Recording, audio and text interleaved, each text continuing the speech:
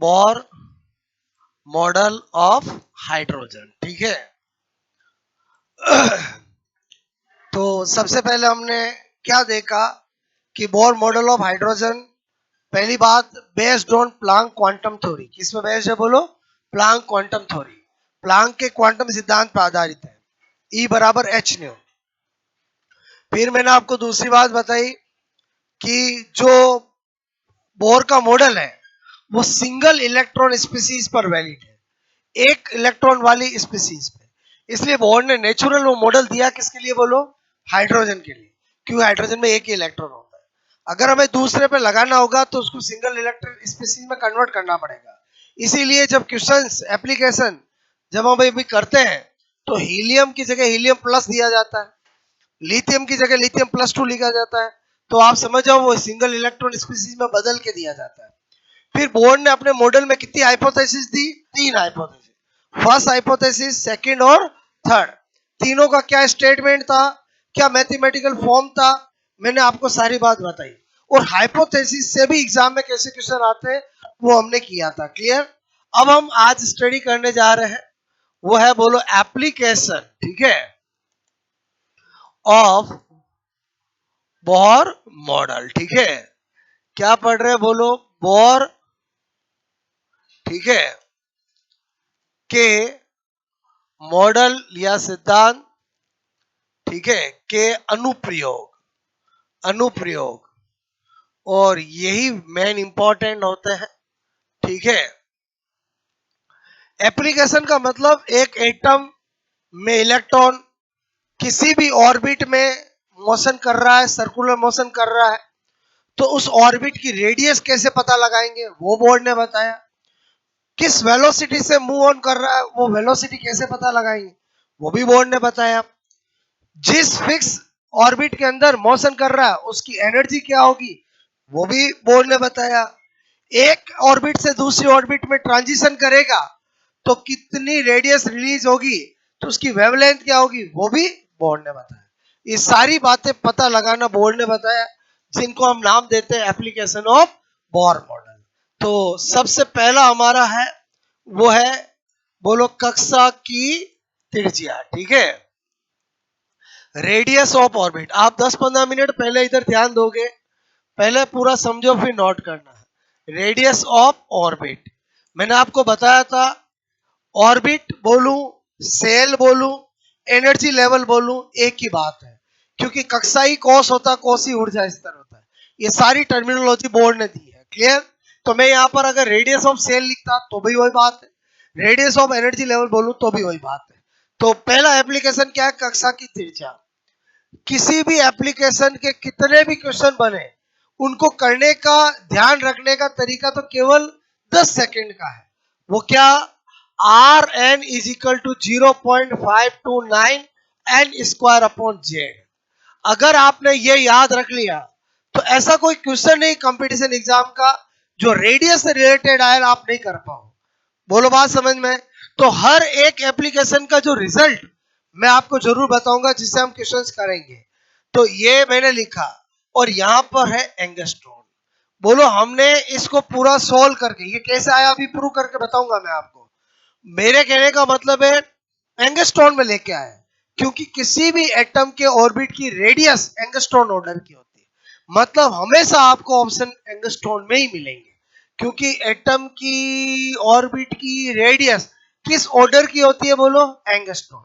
एक एंगस्ट्रॉन बोलो किसके बराबर होता है? 10⁻⁻10 मीटर के बराबर होता है। बोलो बात समझ में? हमने ये फॉर्मूला एंगस्ट्रॉन में क्यों कन्वर्ट किया? क्योंकि एटम में ऑर्बिट की रेडियस किस ऑर्डर की होती है? एंगस्ट्रॉन। और बोलो समझे ही समझे बोलो? क्लियर? मतलब बहुत छोटा ही होता है एटम। बोलो ये बताओ कम है कि ज्यादा है? कम है ना? और 0.000000001 मीटर, इतना कम। बोलो बात समझ में? तो मतलब कभी भी 10 मीटर 5 मीटर ऐसी रेडियस एटम की नहीं होती है। और समझे समझे बोलो? क्लियर? अच्छा, अब यहां यहां मैंने कहा 0.529 तो कांस्टेंट चीज है। एन और जेड, एन क्या है? कक्षा की संख्या, कक्षा की संख्या। ओके, मैंने कहा नंबर ऑफ ऑर्बिट, ठीक है। जेड क्या है बोलो, आप कहोगे परमाणु क्रमांक, बोलो परमाणु क्रमांक, ठीक है। एटॉमिक नंबर, बोलो क्या है, एटॉमिक नंबर। अगर हाइड्रोजन होगा तो एक, हीलियम होगा तो दो, लिथियम होगा तो तीन, जानते ही है बोलो।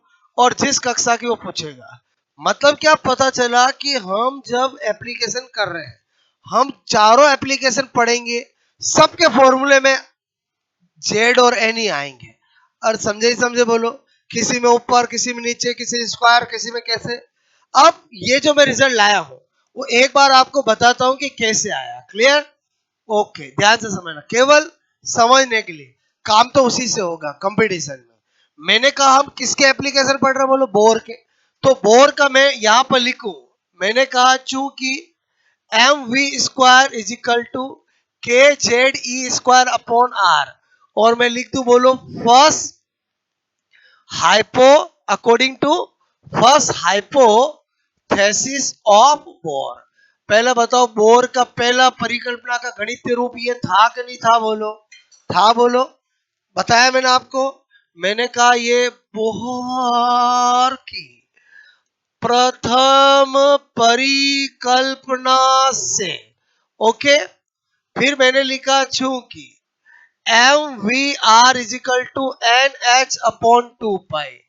बताओ ये क्या था, second hypothesis of Bohr, Bohr की द्वितीय परिकल्पना से। इससे पहले वाली क्लास में यही पढ़ा था बोलो अपन ने, आज यूज कर रहे हैं। मैंने कहा second hypothesis of Bohr. Clear? यानी बोहर की, बोलो द्वितीय परिकल्पना, परिकल्पना से। ओके, अच्छा। अब मैंने कहा मेरा टारगेट है ऑर्बिट की रेडियस पता लगाना। क्लियर? तो मैंने कहा यहां पर अगर मैं v is equal to N H upon two pi M R कर दूं और इसको मैं यहां पुटअप कर दूं तो चलेगा बोलो? पहले बताओ, v इन दो को नीचे ले आया है, ला सकता हूं बोलो? और मैंने कहा v का मान इक्वेशन 1 में रखने पर। क्लियर? बोलो बात समझना। चलो रखूंगा तो m की जगह रहेगा, बोलो N H two pi M are का स्क्वायर। बोलो समझ रहे हो ना? आपको सबको समझ में आ रही, एक एक स्टेप लिख रहा हूं, K Z E square upon R. अच्छा, बोलो स्क्वायर को खोलूंगा तो क्या हो जाएगा, N square H square 4 pi square M square R square K Z E square upon R. No problem, यहां तक हमने देखा एक एम से एम कट गया, एक आर से आर कट गया। क्लियर? और कुछ कट नहीं रहा है, आर मुझे निकालना है, आर को इधर लाऊं, बाकी सबको इधर लाऊं। क्लियर? तो आर इजिकल टू क्या हो जाएगा, बोलो क्या हो जाएगा, N square H square 4 pi square M के, और आर तो इधर आ गया ना, के जेड ई स्क्वायर। क्लियर? अब मैंने कहा आपको कि मेरी बात को समझना, यहां पर क्या कर रहा हूं, ओके, कहानी को समझना, ठीक है। मैंने कहा मैं जानता हूं यहां पर, बोलो एक कांस्टेंट है 6.6 इंटू 10 की पावर माइनस 34, बोलो जूल सेकंड, प्लैंक कांस्टेंट है। अच्छा, पाई में जानता हूं 3.14, एम में जानता हूं मास ऑफ इलेक्ट्रॉन 9.1 इंटू 10 की पावर माइनस 31 किलोग्राम, बोलो के में जानता हूं 9 इंटू 10 की पावर 9, और इलेक्ट्रोस्टैटिक कांस्टेंट। क्लियर? बोलो जेड तो कांस्टेंट, ई में जानता हूं 1.6 इंटू 10 की पावर माइनस 19 कूलम। बताओ ये सारी वैल्यूज रखूंगा, बोलो जेड की रख के स्क्वायर करूंगा, नीचे रख के काट कुटा के काटूंगा, और समझे समझे बोलो? क्लियर? तो मेरे कहने मतलब पहले आएगा किसमें बोलो, मीटर में, मीटर में आएगा क्योंकि सारी एम कैसे पुटअप करी, फिर उसको बनूंगा एंगस्ट्रॉन में, और बदलने के बाद जो आएगा वो 0.529, बोलो N square upon Z angstrom. Clear? अच्छा, आपको पता चला कि ऊपर एन स्क्वायर कैसे आया, बोलो एन स्क्वायर है, नीचे जेड कैसे आया, नीचे जेड है। और समझे नहीं समझे बोलो क्लियर। इसका मतलब ये रिजल्ट मैं लाया हूं, वो रिजल्ट बोर के एप्लीकेशन को यूज करके लाया जाता है। तो इसका मतलब हुआ, अब मैं जब भी रिजल्ट लिखूंगा आप इमेजिन कर लोगे कि वो रिजल्ट कैसे आए होंगे। बोर के एप्लीकेशन है, मतलब बोर की हाइपोथेसिस का मैथमेटिकल फॉर्म को यूज करके आए होंगे। बोलो बात समझ में आए? ओके, तो वापस पिक्चर में आ जाते हैं। बोलो यही चीज आपको ध्यान रखनी है। बोलो ध्यान रखना मतलब आपको कोई रात को उठा के भी पूछे आज के बाद पढ़ाने के बाद कि ऑर्बिट की रेडियस का फॉर्मूला क्या होता है, 0.594 into Z square upon N square upon Z. अब कोई के सर मैं ना याद तो मुझे रहता है, मैं भूल जाता हूँ जेड अपॉन एन स्क्वायर आएगा एन स्क्वायर अपॉन एन। थोड़ा कॉमन सेंस लगा। क्या कॉमन सेंस? मुझे एक बात बताओ, मैंने कहा आपको मैंने कहा आपको यहाँ पर स्पेशल नोट कि भाई अल्टीमेटली अब हमें कोई भी क्वेश्चन करना है, थोड़ी तो खत्म होने वाली। अरे बोलो मैं अभी क्वेश्चंस पे ही आऊंगा, बोलो क्लियर। तो आपको अल्टीमेटली याद क्या रखना है? अरे बोलो मैंने कहा चूंकि R N is equal to 0.5, बोलो क्या बोला 5, हाँ क्या बताया मैंने अभी आपको? बोलो 0.529 क्लियर। ओके, बोलो 5 to 9 क्लियर। बोलो मैंने लिखा यहाँ पर, बोलो एन स्क्वायर अपॉन जेड, ये आपको रखा। तो अल्टीमेटली मैं क्या कह सकता हूँ, अतः R is N square upon Z. Maximum तो क्वेश्चन इसे ही सोल्व होंगे ना। और समझे समझे। अब कोई भूल जाए, कैसे भूल जाओगे मुझे बताओ? एन जब इंक्रीज करता हूं, एन क्या है, कक्षा की संख्या, तो बताओ रेडियस इंक्रीज होगी कि नहीं होगी? और होगी कि नहीं होगी बोलो? तो एन ऊपर आएगा नीचे आएगा बोलो? ऐसे। क्या बोल रहा हूं, थोड़ा कॉमन सेंस भी रखना है। बोलो खाली घटम घोट रटम रोट से नहीं करना। बोलो मैंने आपको कहा हाँ एन ऊपर आएगा तो एन स्क्वायर होगा। एन स्क्वायर क्यों हुआ? क्योंकि पूरे डेरिवेशन के बाद आया हूं। और समझे समझे बोलो क्लियर।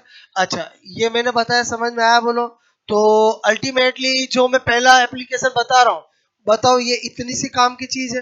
बाकी तो मैंने प्रूव करके बताया कि वास्तव में एप्लीकेशन मेरे नहीं है, बोर के हैं। और बोलो किसके एप्लीकेशन है ये बोलो? बोर के। क्योंकि इनको लाने में मैंने किसके एप्लीकेशन यूज, बोर का यूज किया। समझ में आया बोलो? ओके। और ये भी पता चल गया कि इनके अलावा सारी चीजें रखी है और सोल्व किया है, तो ये आया है। बात समझ में? और एंगस्ट्रॉन में क्यों लाए? क्योंकि एटम की रेडियस एटम में ऑर्बिट की रेडियस एंगस्ट्रॉन ऑर्डर की होती है। तो इसका मतलब हुआ, एक मैंने ये बताया, और दूसरा क्या लिख दूं बोलो? एटम, ठीक है, में ऑर्बिट की रेडियस रेडियस एंगस्ट्रॉन ऑर्डर, ठीक है, की होती है। जबकि न्यूक्लियस की रेडियस किस ऑर्डर की होती है? फर्मी मीटर ऑर्डर की होती है। जबकि जबकि जबकि न्यूक्लियस न्यूक्लियस मतलब नाभिक नाभिक नाभिक की रेडियस रेडियस किस ऑर्डर की बोलो? Fermi metre clear. बोलो ये क्या लिखा बोलो? फर्मी मीटर, ठीक है। Fermi metre order order order की होती है। ये बात तो आपको हमेशा याद रहनी चाहिए, बड़ी काम की है। क्लियर। बोलो इसी एक पॉइंट से अभी आपको 3-4 क्वेश्चन में कराऊंगा। क्लियर। और इससे तो बहुत सारे बनेंगे बनेंगे। तो आई थिंक पहले आप इतना नोट करोगे। क्लियर।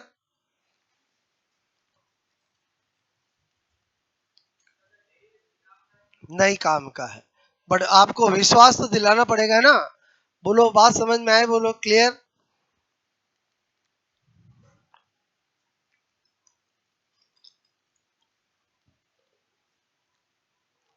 वो मैं इसलिए लिखता हूं ताकि आपको एक बार तो विश्वास हो कि वास्तव में जो एप्लीकेशन पढ़ रहे हैं वो आए कहां से। बोर के एप्लीकेशन बोर के हाइपोथेसिस पे आए हैं, ठीक है।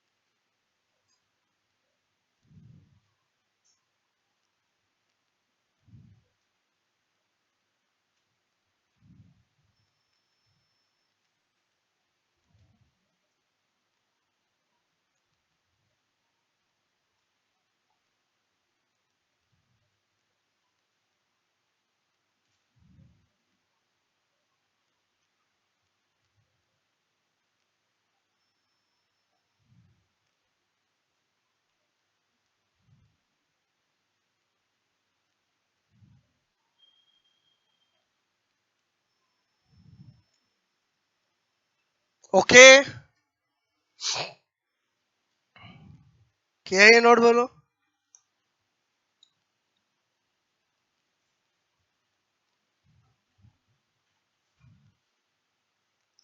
ये मैं ऐसे बंद क्यों करता हूं, समझते बोलो, ताकि ये खाली आपको समझाने के लिए बताया है, ठीक है।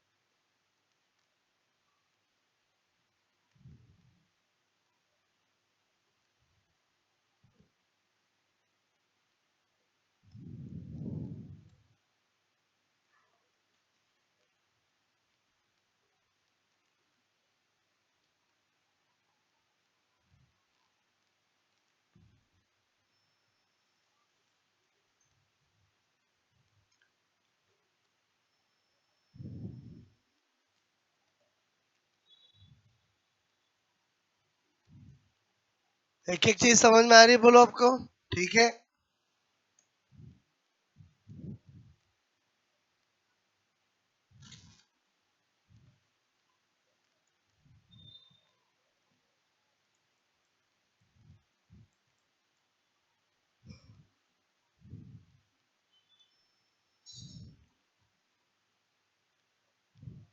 ये एच क्या है बोलो,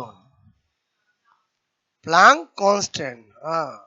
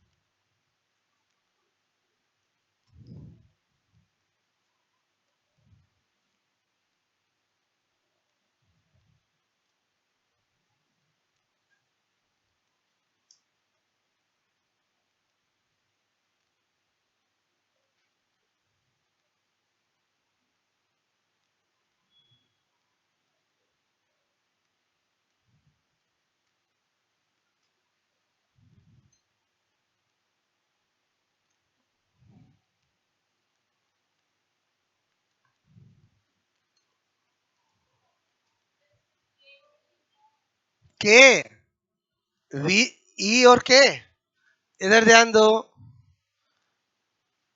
एच क्या है सभी बता देता हूं, प्लांक नियतांक, पाई तो जानते ही हो, नियतांक। एम क्या है, इलेक्ट्रॉन का मास। के क्या है, इलेक्ट्रो स्टैटिक कांस्टेंट, स्थिर वैद्युत की नियतांक, कांस्टेंट। हिंदी में बोलूं तो क्या बोलूंगा, स्थिर वैद्युत की नियतांक। और ई क्या है, charge of electron, charge of electron, electron का आवेश, ठीक है, इलेक्ट्रॉन का आवेश,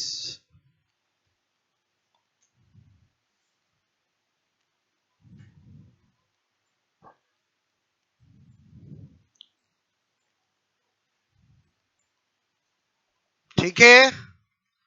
बात समझ में आए बोलो। बाकी काम की चीज ये 2 पॉइंट क्लियर।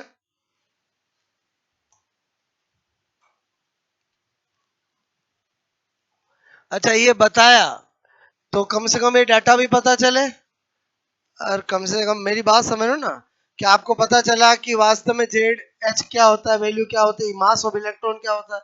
बार बार यही यूज आते हैं, बोलो क्लियर।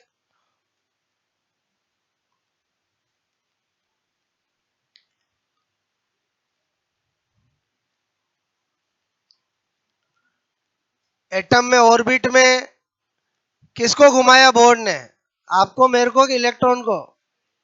तो मास किसका यूज करेंगे? और जो घूम रहा है उसका चार्ज, उसका ही मास। ओके, आए समझ, बोलो। ये किसी के दिमाग में आ सकता है? सर दुनिया भर के कण है, आपने इलेक्ट्रॉन का ही क्यों मास लिया? क्योंकि भाई जो बोर अपने हाइपोथेसिस में बोल रहा है, सिंगल इलेक्ट्रॉन स्पीसीज की बात कर रहा है, और वो कहता है कि किसी भी एटम के अंदर ऑर्बिट में न्यूक्लियस के अराउंड, बोलो कौन घूमता है? इलेक्ट्रॉन। तो उसी का मास, उसी का चार्ज यूज करेंगे। ओके, आई बात समझ में आए, बोलो।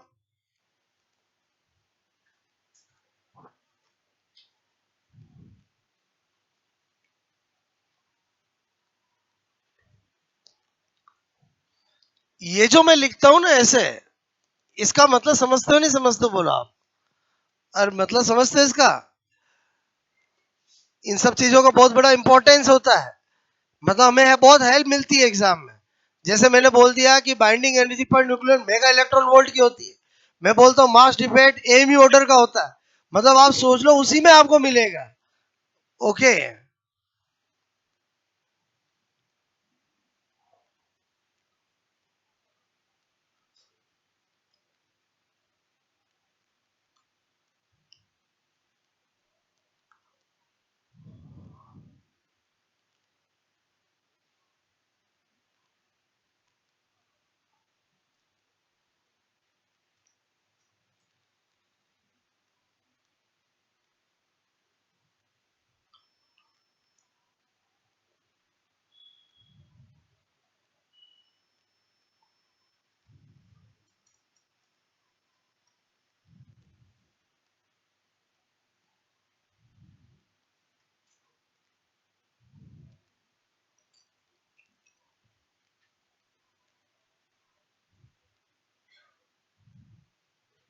इतनी बात समझ में आई, बोलो आपको? अब देखो, जो एग्जाम में क्वेश्चंस बनते हैं वो मैं आपको case first, case second, case third ऐसे ले रहा हूं। मेरी बात को समझना, ये 2 पॉइंट से आप हर क्वेश्चन कर सकते हो। किस किस वेराइटी के बनेंगे उनको हम कैसे करेंगे, बोलो? Case first, case second, case third.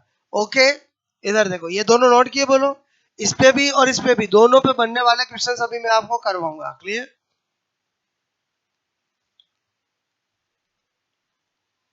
हो गया नोट, बोलो।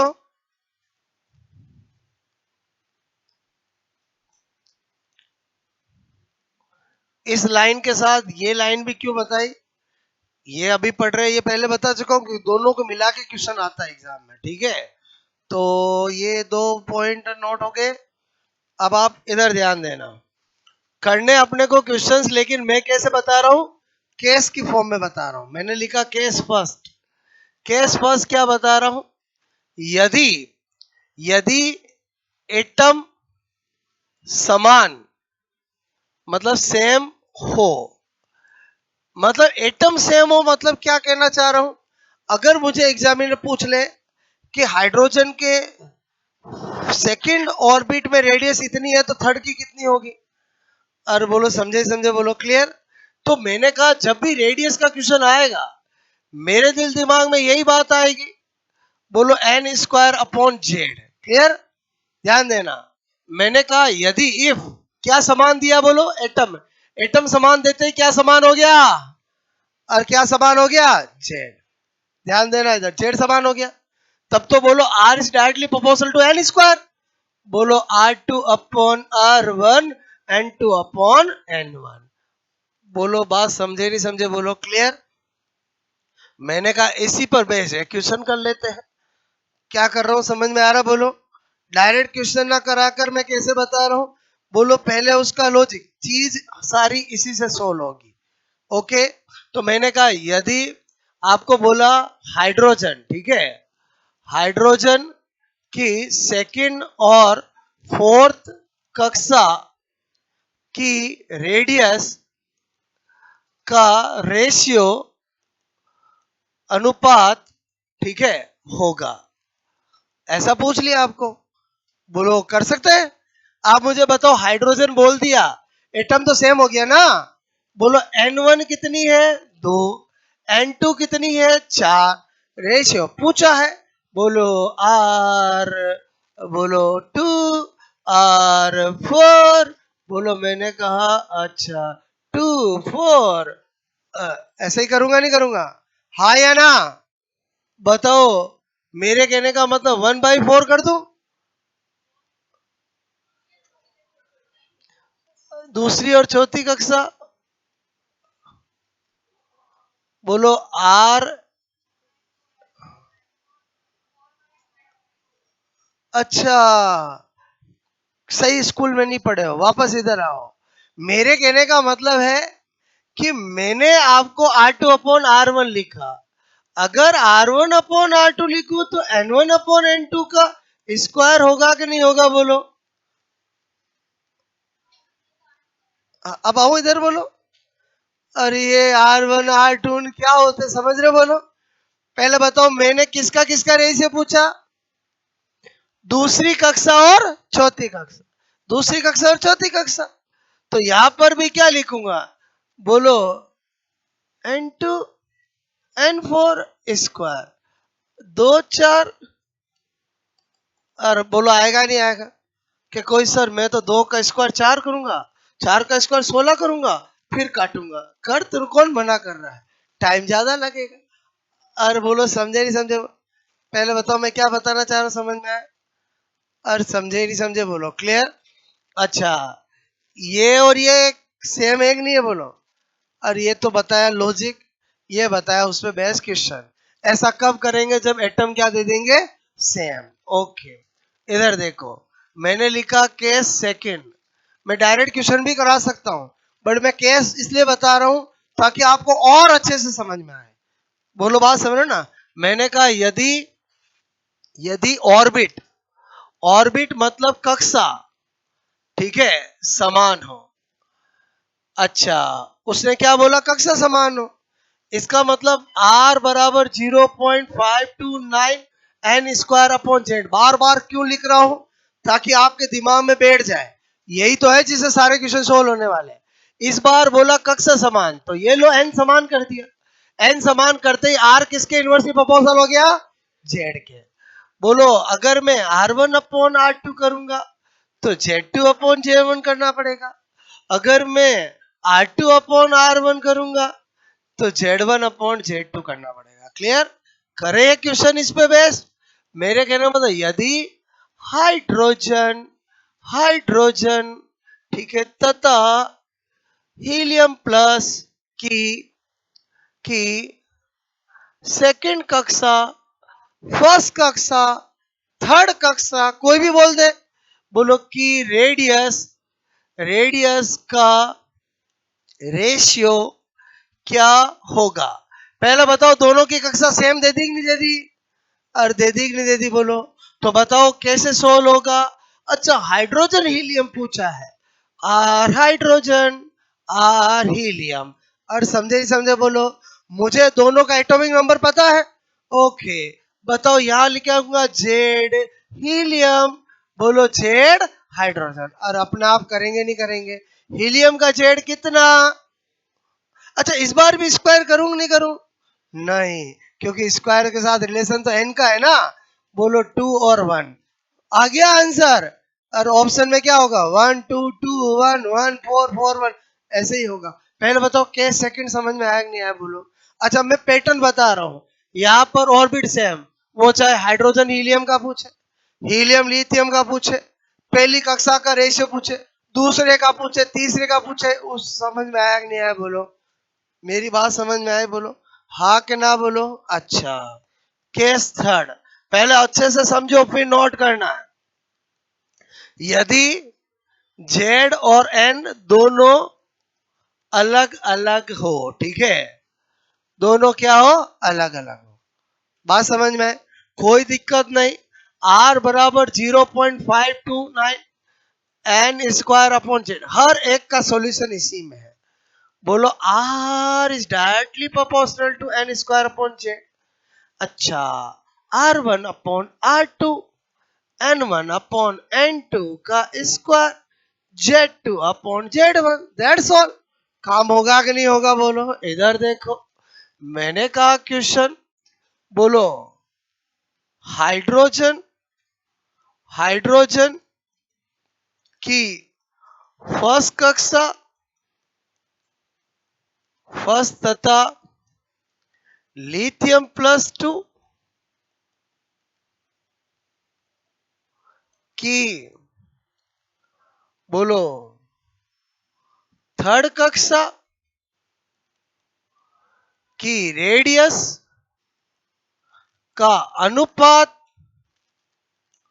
बताओ। ठीक है, अच्छा इधर ध्यान देना, यही चीज को अगर एग्जामिनर चाहता तो ऐसे भी पूछ सकता था, आर हाइड्रोजन 1, आर लिथियम +2 3। पहले बताओ एक ही बात है कि नहीं है?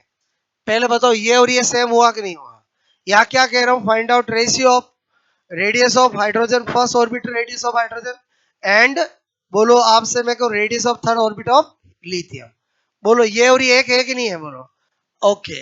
अच्छा मुझे बताओ, जैसे ही हमने ये देखा क्वेश्चन, तुरंत हमारे दिमाग में क्या आएगा कि भाई एन हाइड्रोजन कितना है? हाइड्रोजन की पहली कक्षा, क्लियर। अच्छा बोलो एन अपना लिथियम+2 कितना है? तीसरी कक्षा। हाइड्रोजन का जेड कितना है? बोलो 1। हाइड्रोजन ये जेड लिथियम का कितना है? 1। अच्छा ये किसी पड़ोसी से पूछोगे कि आपको ही पता होना चाहिए है? खुद को जेड कितना होता है? Hydrogen helium lithium. और समझ में आया? बोलो ओके। ये तो डाटा मुझे पता चल गया। अब मुझे पूछा क्या है? आर हाइड्रोजन 1, आर लिथियम+2, समझ गए? बोलो पहले बताओ एन हाइड्रोजन, एन लिथियम। बोलो आपको एक एक चीज लिख के इसलिए बता रहा हूं क्योंकि सीख रहे हो इसलिए, और सीखने बाद तो फटाफट होता है। बोलो जेड लिथियम+2 और जेड हाइड्रोजन, रख दो सारी चीजें। बोलो हाइड्रोजन का एन कितना? 1। लिथियम का कितना? एन कितना? 3। कर दो स्क्वायर। अच्छा लिथियम का जेड कितना? 3। हाइड्रोजन का कितना? 1। अब तो सोल्व करके टिक करना ही है ना, कि इसमें भी घंटों लगाओगे। और हो गया सोल्व।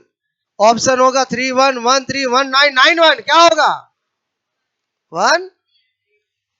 और पक्का होगा कि नहीं होगा?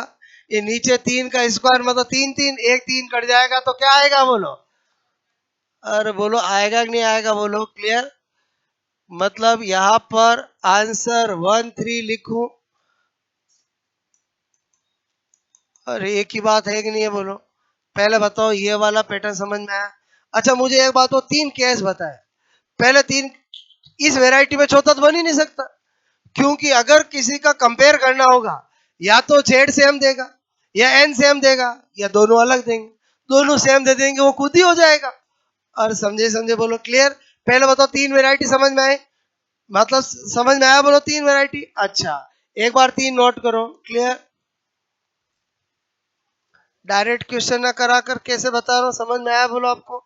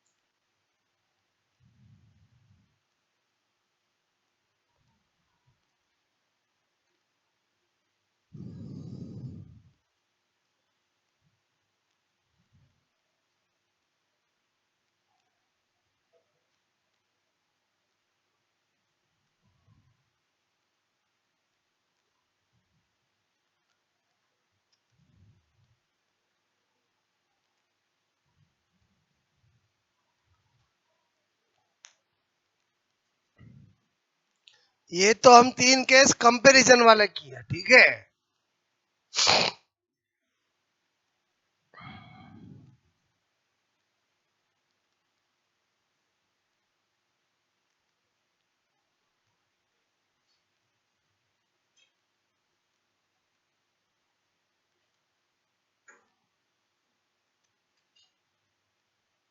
ओके,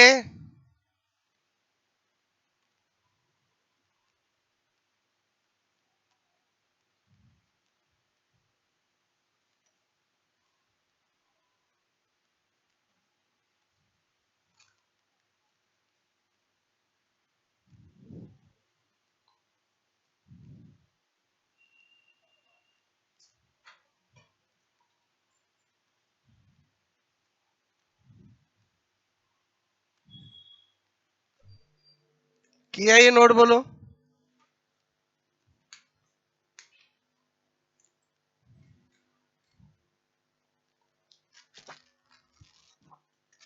ठीक है, ओके।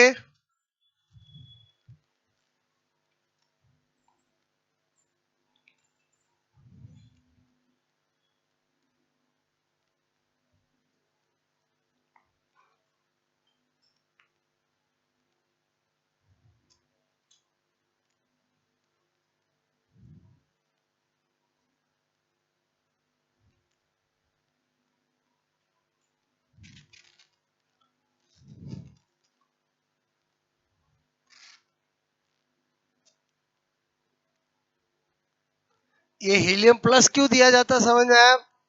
क्योंकि एकल इलेक्ट्रॉन स्पीसीज पर ही लागू होता है, ठीक है।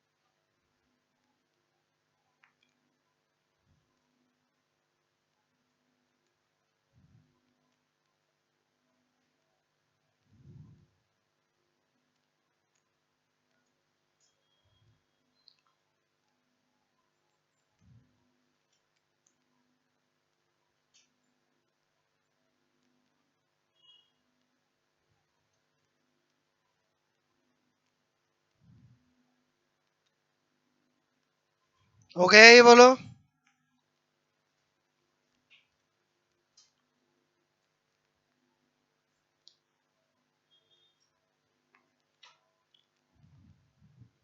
ओके, हो गया नोट सबका।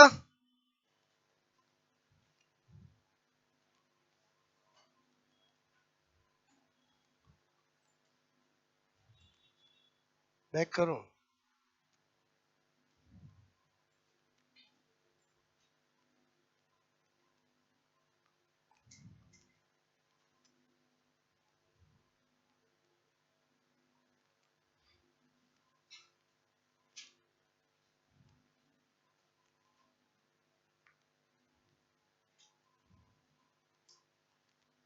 ये मैं प्लस लिखता हूं तो प्लस लिखो आप, और समझे समझे तो ही मैं बोर मॉडल लगा सकता हूं। पहले ही मैंने कहा ना, Bohr model valid on only single electron species. Clear?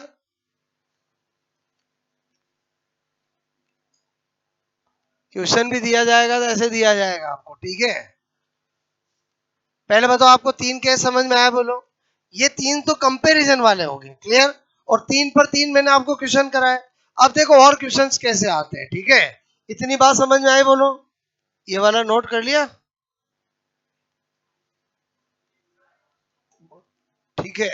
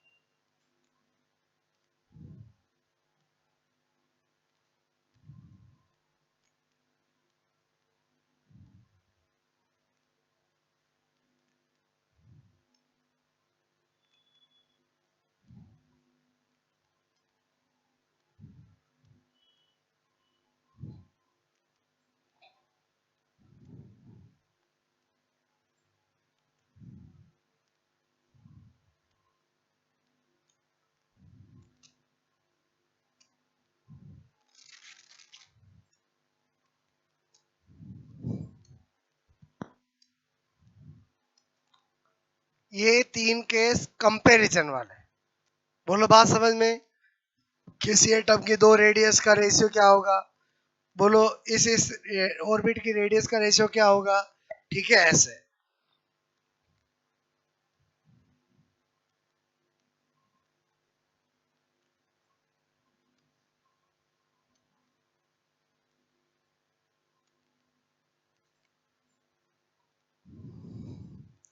जब हम सीख जाते हैं ऐसा कुछ लिखने की जरूरत नहीं होती है, और ये तो मैं आपको सिखा रहा हूं तब भी जरूरत है, फिर तो फटाफट होता है ना। बोलो ओके। तो अभी अपन सीख रहे हैं इसलिए एक एक स्टेप अच्छे से लिख कर और फिर निकाल रहे हैं। बाकी पेन चलाने की जरूरत नहीं होती, फटाफट हो जाता है। ठीक है,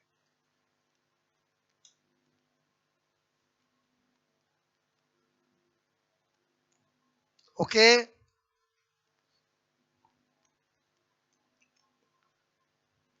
ये 3 वैरायटी समझ में आई? बोलो आपको कैसा भी क्वेश्चन हो उसी फॉर्मूले से सोल्व होगा। क्लियर? ओके। अभी तक कंपेयर किया तो 0.529 तो काम ही नहीं आया। बोलो वो कब काम आएगा? ये पूरा कब काम आएगा? अब अगले क्वेश्चन करा रहा हूं। ठीक है, हो गया नोट? बोलो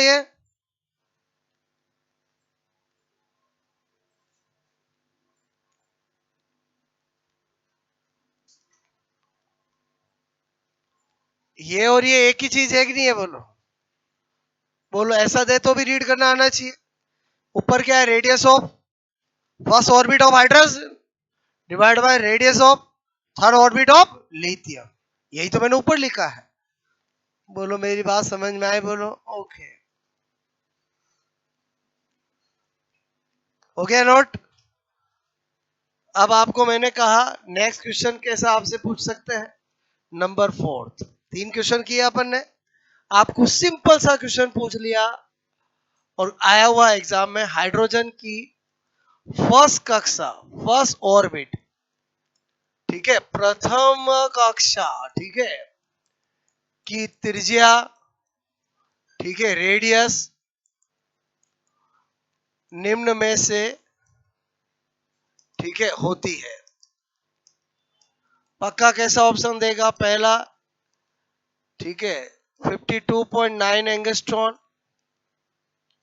5.29 एंगस्ट्रॉन, 0.529 नैनोमीटर, ठीक है, और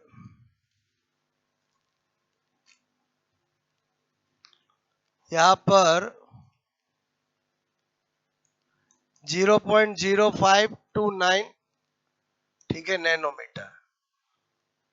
ऑप्शन बनाने में थोड़ा दिमाग लगाएगा। बोलो मैंने कहा जैसे ही क्वेश्चन देखा, इधर ध्यान दो, अपने दिमाग में क्या है? 0.529, बोलो N square upon Z angstrom. इधर ध्यान देना।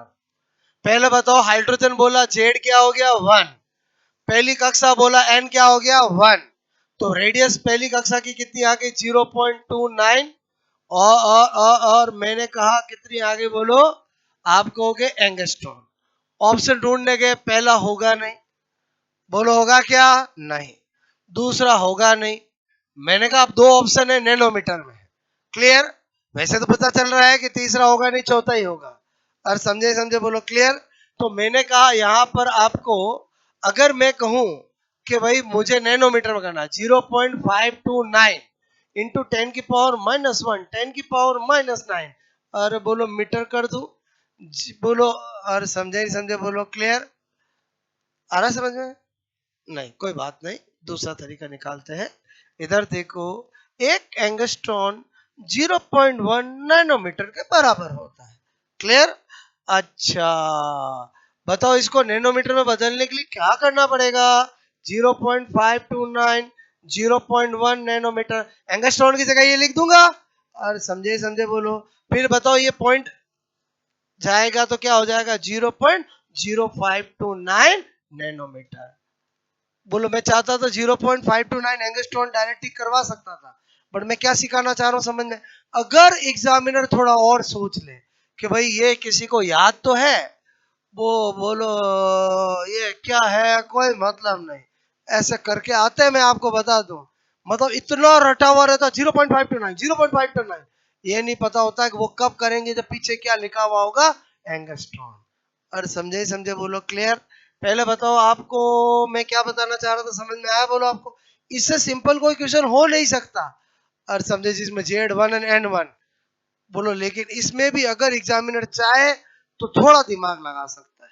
और अब मैंने आपसे कहा ना, अब जो भी पेपर आते हैं उनमें ये दिमाग एग्जामिनर लगाते ही लगाते हैं। वो गया जमाना जब सीधे सीधे ऑप्शन आते थे, अब तो मतलब क्वेश्चन इजी होंगे, बट आपको थोड़ा तो उसमें ऑप्शन में आपको ढूंढने के लिए दिमाग लगाना पड़ेगा। इसलिए मैं बार बार ये चेंज करना सिखाता रहता हूँ। बोलो ये आना जरूर। अब इसका मतलब नहीं है क्वेश्चन नैनोमीटर में आ गया नैनोमीटर में याद कर ले, आपने तो यही जो मैंने आपको बताया, और बोलो यही ध्यान रखना है। क्लियर बोलो, बात समझ लो ना। ओके, पहले बताओ ये क्वेश्चन समझ में आया। अच्छा, इसकी जगह मैं हाइड्रोजन की जगह हीलियम प्लस देता, लिथियम प्लस देता, बताओ हो जाएंगे नहीं हो जाएंगे। बस हमें जहां Z1 किया है वहां पर हीलियम प्लस देंगे 2 कर लेंगे, लिथियम प्लस 3 कर देंगे। अच्छा, यही पर हाइड्रोजन की सेकंड कक्षा पूछता तो यहाँ N1 की जगह 2 आ जाता, 2 का स्क्वायर कर देते, 4 करके मल्टीप्लाई करके टिक कर देते। अभी कराता हूँ एक विषय।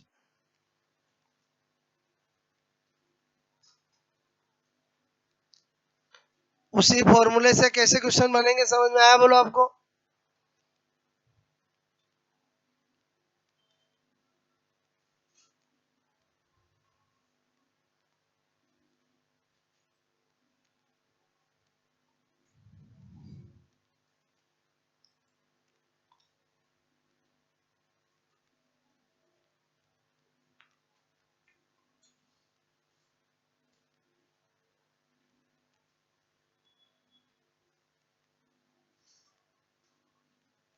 आया समझ में बोलो। पहले बताओ क्वेश्चन नंबर 4 समझ में आया बोलो। ओके, ये क्यों नहीं हुआ, क्योंकि यहाँ पर पीछे क्या लिखा हुआ है, और ये आएगा, ये किस में आएगा, एंगस्ट, बदलना पड़ेगा। क्लियर। ओके, क्वेश्चन नंबर मैंने कहा 5 आपको पूछा, ठीक है, बेरिलियम +3 की सेकंड कक्षा, ठीक है, की रेडियस होगी। अच्छा, ये पूछा, ऑप्शन होंगे, मुझे बताओ सेकंडों में कर सकते हैं। पहले बताओ क्या करेंगे, हमें क्या पता है, 0.529 N square upon Z angstrom. पहले बताओ बेरिलियम का, पहले तो एन कौन सी दिया, 2, बोलो जेड बेरिलियम, बेरिलियम प्लस कितना होता है बोलो, 4, बोलो आर इज इक्वल टू 0.529, बोलो 4 का स्क्वायर और 2 करोगे, और करोगे नहीं करोगे बोलो हाँ के ना। हाँ हाँ, कक्षा दूसरी है तो ये लो 2 का स्क्वायर और 4। क्लियर, कुछ समझ में आ रहा है मैं क्या बताना चाह रहा हूं, टिक कर देंगे। बोलो ये कट गया आपस में, अरसन वो तो आप करोगे तो अपने आप दिखेगा ना क्या करना है। पहले बताओ मेरी बात समझ में आएगी नहीं है बोलो। क्लियर, मतलब अनगिनत क्वेश्चन बन सकते हैं। बोलो आपको बेरिलियम की पहली कक्षा पूछता तो अलग आंसर होता, और दूसरी पूछता तो अलग होगा। मैंने जान के क्या पूछा बोलो, चौथी कक्षा, क्योंकि एग्जामिनर भी सेटिंग बिठाता है, मैंने भी सेटिंग बिठाई है। ये सेटिंग क्या होता है समझ में आया बोलो आपको। और ऐसा आता है एग्जामों में, जान के वो दूसरी कक्षा क्यों पूछेगा, ताकि बच्चे को लास्ट में सेटिंग मिले। मैं क्या बोल रहा हूँ समझ में आया बोलो आपको। मेरी बातें समझ में आ रही कि नहीं आ रही बोलो। ऐसे ही आते एग्जाम में क्वेश्चन। क्लियर, जब सोल्व करोगे तो आपको पता चलेगा, खाली क्वेश्चन को पढ़ने से नहीं होगा, आपको पता चलता मुझे क्या करना है। अच्छा, सपोज दैट ऐसा आ जाए, यही क्वेश्चन था, इधर ध्यान देना, बेरिलियम बोलो प्लस, ठीक है, 3 की फर्स्ट कक्षा की, सपोज दैट आपसे पूछ लिया हाइड्रोजन, ठीक है, हाइड्रोजन की फोर्थ कक्षा, ठीक है, की रेडियस, ठीक है, होगी। 4 ऑप्शन होंगे, मुझे बताओ आप क्या करोगे, 0.529 N square upon Z, hydrogen बोला मतलब जेड क्या हो गया 1, कक्षा कौन सी थी, फोर्थ, और दी नहीं थी बोलो। क्लियर, 0.529, बोलो 4 का स्क्वायर करोगे, क्या कर दूं? और करूंगा, बोलो। अच्छा, अब मल्टीप्लाई करना है, ऑप्शन दूर दूर हटाओ उसको, डायरेक्ट काम 8 के आसपास टिक कर दूंगा। और समझे समझे बोलो। और बहुत सारा बच्चा क्या करेगा, 5 to 9 16, पहले 6 को करेगा, फिर 1 को करेगा, और फिर इतने में तो दूसरा आगे निकल जाए। मैं क्या बताना चाह रहा हूँ, कब क्या करना समझ में आया बोलो। और जो काम आपको करने में टाइम, पहले बताओ, स्मार्ट कैलकुलेशन सेकंडों में हो जाता है। पहले बताओ मैंने क्या किया, समझ में आया बोलो। और समझे, ऑप्शन देखना जरूरी है, और ऑप्शन दूर दूर हो तो फटाक से कर सकते हो। मेरी बात समझ में। अच्छा बताओ, अगर सपोजेड आपने देखा कि एक ऑप्शन 8 से थोड़ा कम है, एक 8 से थोड़ा ज्यादा है, कौन सा टिक करोगे बोलो? ज्यादा वाला, क्योंकि ये हटाया है ना। और बोलो, थोड़ा स्मार्ट दिमाग तो लगाना ही पड़ेगा ना। पहले बताओ, मल्टीप्लाई ना करके सेकंडों में कैसे करेंगे, समझ में आया? अच्छा, कोई ये तो नहीं सर, ये तो हटा दिया, फिर 8 कैसा है डायरेक्ट? और बच्चा, ये 0.5 का मतलब हाफ नहीं है, हाफ का मतलब 8। मैं जो बताता हूँ समझ, तो इसका मतलब क्यों सोल्व करें, ऑप्शन देख के टिक करेंगे। पहले बताओ समझ में आया कि नहीं आया बोलो। मैंने इस बार मैंने क्या किया बोलो, इस बार अगर कोई जरूरी है क्या, कभी कैलकुलेशन मल्टीप्लाई भी तो करना पड़ सकता है ना। तो जब मल्टीप्लाई करना हो तब कैसा दिमाग लगाओगे, समझ में आया बोलो। टिक करने से मतलब है ना अपने को, तो क्लियर। पहले बताओ, ये क्वेश्चन में क्या करा रहा हूं, समझ में आया बोलो। वेराइटी बता रहा हूं कि पहला एप्लीकेशन केवल 0.529 एन स्क्वायर अपॉन जेड याद रखने से हम कितने क्वेश्चंस कर सकते हैं, बोलो। एप्लीकेशन का मतलब ये है, क्लियर आया समझ में बोलो। ओके, अब एक क्वेश्चन और कराता हूं। मैं क्या बता रहा हूं यहां पर, क्वेश्चन नंबर 6 आपको पूछा, बोलो, एटम तथा न्यूक्लियस, ठीक है, न्यूक्लियस के वॉल्यूम का रेशियो होगा, क्लियर। किसका वॉल्यूम का रेशियो पूछा, एटम और न्यूक्लियस। मैंने कहा कोई बात नहीं, इधर देखो, बोलो यहां पर ये वॉल्यूम ऑफ एटम और ये वॉल्यूम ऑफ न्यूक्लियस, ठीक है।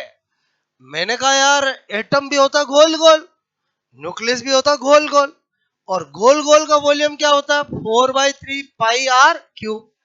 वो एटम का करूंगा तो एटम की रेडियस लूंगा, और वॉल्यूम का करूंगा मतलब न्यूक्लियस का करूंगा तो न्यूक्लियस की रेडियस लूंगा।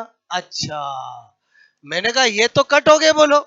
अभी मैंने एक लाइन लिखाई थी कि एटम की रेडियस एंगस्ट्रॉन ऑर्डर की होती है और न्यूक्लियस की रेडियस फर्मी-मीटर ऑर्डर, यहाँ काम आएगा अपना।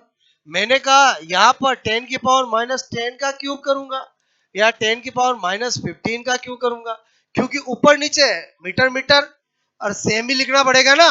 ओके, काम हो गया, 10⁻⁻30, 10⁻⁻45, और मैंने देखा मुझे आंसर मिल चुका है। बोलो, आपको मैं कह रहा हूं क्या आंसर मिल चुका, 10⁻15 1 मेरा आंसर हो जाएगा। कैसे हुआ, समझ में आया? और हाँ या ना? इससे हमें एक बात और समझ में आती है कि वास्तव में रेदरफोर्ड ने एक बात कही थी कि किसी भी एटम के अंदर मैक्सिमम पार्ट खाली होता है, उसके सेंटर में न्यूक्लियस छोटा सा भाग होता है। आप सोचो, एटम का वॉल्यूम न्यूक्लियस के वॉल्यूम की 10⁻15 टाइम्स होता है। इसीलिए हम जब भी एटम बनाते हैं तो हम इतना बड़ा न्यूक्लियस नहीं बनाते हैं, हम छुटका सा बीच में, बोलो, ऐसे न्यूक्लियस बनाते हैं। और समझ में आया, क्योंकि एटम का वॉल्यूम न्यूक्लियस के कंपेयर में 10⁻15 ज्यादा होता है। और समझे समझे बोलो, क्लियर। पहले बताओ, आपको ये क्वेश्चन समझ में आया कि नहीं आया बोलो।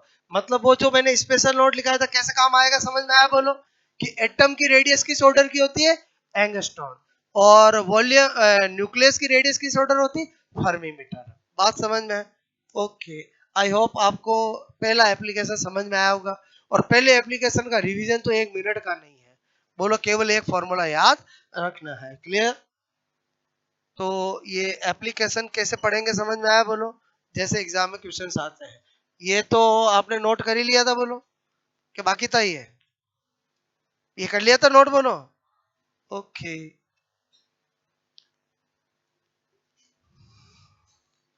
पहला एप्लीकेशन में मैंने आपके दिमाग में पिक्चर बनाई कि एक्चुअली बोर मॉडल के एप्लीकेशन में क्या ध्यान रखना और कैसे क्वेश्चंस आएंगे। तो एक एप्लीकेशन से दिमाग में पिक्चर बनी कि एप्लीकेशन क्या होता है, ट्रीट कैसे करना है। तो अब आगे के कल एप्लीकेशन समझ में आएंगे, बोलो आपको। ओके,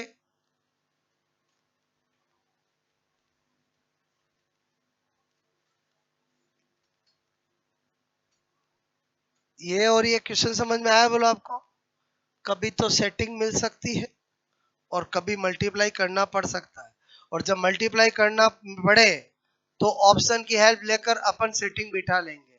मतलब सेटिंग समझ में आया, बोलो। स्मार्ट कैलकुलेशन कर लेंगे, ठीक है। और ये जो मैं थोड़ा सिखाता हूँ ना, आप प्रैक्टिस में लाओ स्मार्ट कैलकुलेशन को। मतलब आपको कैलकुलेशन है बहुत इजी लगने लगेगी। मेरी बात समझ में आए, बोलो। ओके,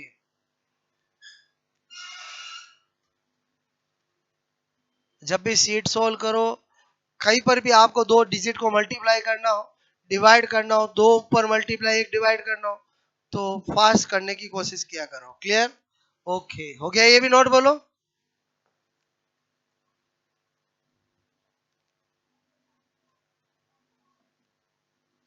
और यही क्वेश्चन अगर ये होता तो area of atom divide by area of nucleus, आपको क्वेश्चन पूछ लेता, ऑप्शन देता 10 की पावर 10, 1, 1, 10 की पावर 10, 10 की पावर 15, 1, 1, 10 की पावर, ठीक है, 15 करते, बोलो। क्या आएगा, बोलो। पहले बताओ, area area area of atom.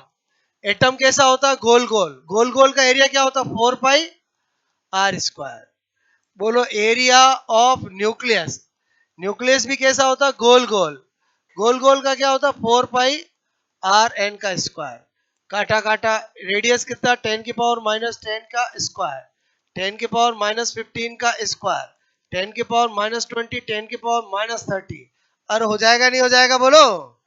बोलो 1/10 की पावर -10 या 10 की पावर 10, 1। बोलो आंसर क्या हो जाएगा? ए। अब तो मेरे हिसाब से समझ में आया होगा आपको। हर एंगल से पहला एप्लीकेशन समझ में आया, बोलो। ज्यादा कुछ भी याद करने की जरूरत ही नहीं है। ओके।